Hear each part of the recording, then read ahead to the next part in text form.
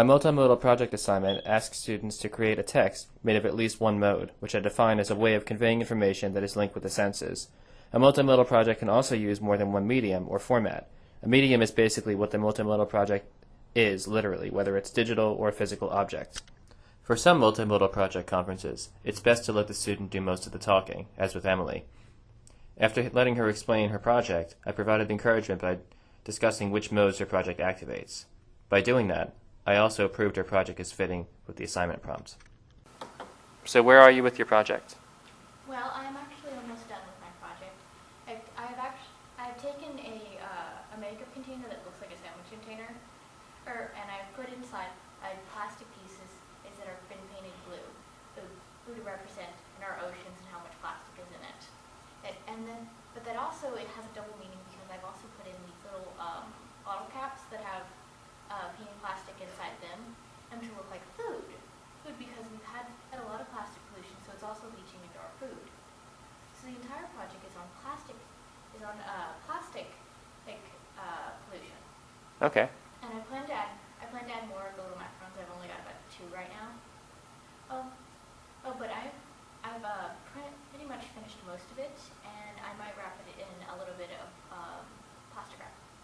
Good. So you're addressing a problem that's kind of relevant, pollution, and you have kind of symbols that represent that.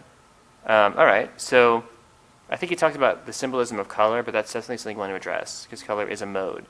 Also consider what texture does, just because you're doing a 3-dimensional project. Like a smooth texture is not the same thing as a rough texture. They have like different meanings. So I don't know how important that is, because I can't see your project, at least, in person, but that's just something to consider addressing. Consider also maybe gestural, because like the elements inside the plastic container can move around, right? Yeah. Okay, so what could be, how could that be important? I don't know, just something to consider, I guess. That's kind of what these conferences are about. Okay, but I think you got a problem, you got kind of a medium, and you got things that symbolize what your argument's against or about. So I think you're pretty far ahead in the project. Are you going to present yours? Mm-hmm. Yes, I do plan to present it. Great. Okay. So for the statement of design choices, just think about whether you had to deviate from your original plans or not, if that had to happen.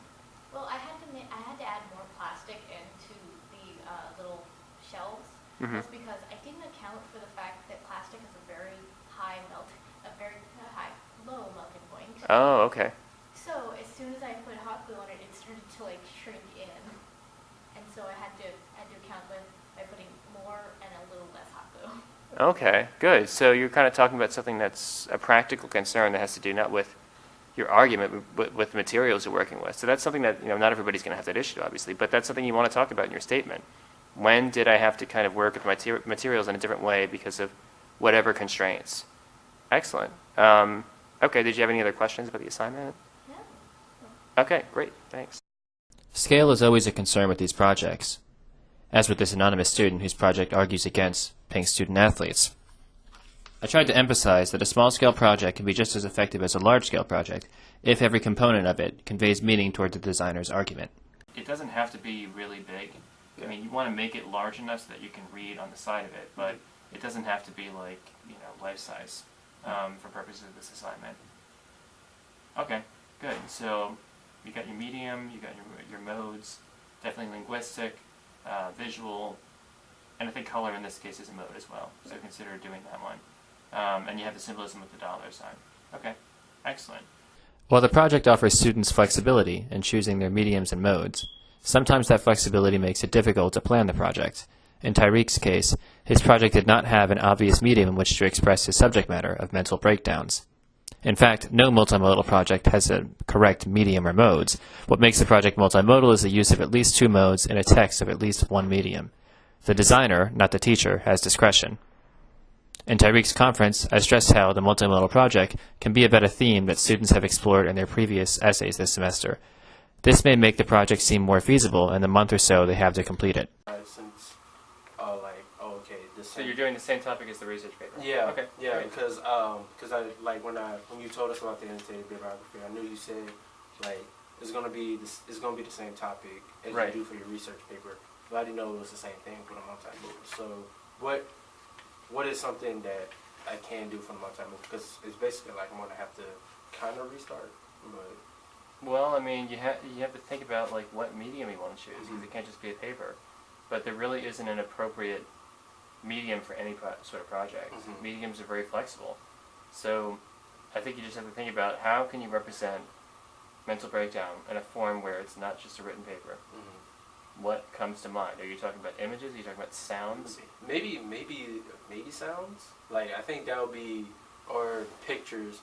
Mm-hmm. That might be a good representation of what I want to try to do for it. So maybe like I can do something like having a picture of maybe like the brain's activity or something when a mental breakdown is happening, or maybe like the sound. Oh, I don't know about that. That might sound graphic, but something like that maybe. Well, I mean, you don't have to choose between sounds and pictures. I can do both, right? Yeah, remember, so like your medium could be more than one thing. You just want to make sure that you're using multiple nodes. If you're using language in the sense of your project contains language, not that your paper that explains it contains language. Mm-hmm. And if you use images, it's automatically multimodal there, because you're using more than one mode. You want to add sound to that, if you want to add texture, that's up to you. Okay. And it doesn't have to be just like one thing. It could be a collection of things. So your statement of design choice is going to explain how do these things fit together. Mm-hmm. What's the common theme between them? Okay. But really, I think you just have to think about what's feasible in the time period that you have. Okay. What could you do? You know, you could put a lot of effort into it, so it doesn't take too much time, because I'm sure you have other things to prepare for. So you may just want to think about literacies you already have, things other mediums you've already created in other classes previously. Because if you try to do something that's completely new, that could be kind of time consuming. Yeah.